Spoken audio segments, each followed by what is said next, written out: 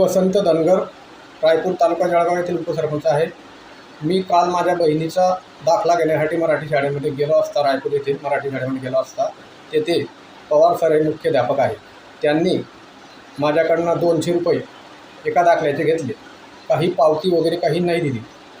असं सर्वसामान्य लोकांना 100, 200, 300 अशी मनमानी कारभार त्यांच्याला चालू आहे, असे पैसे ते उकळत आहेत।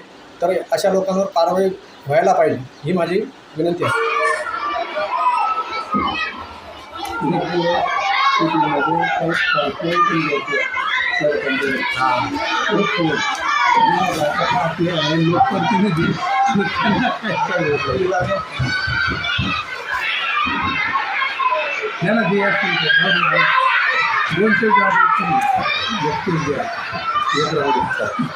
चला मग वाटपावे लागले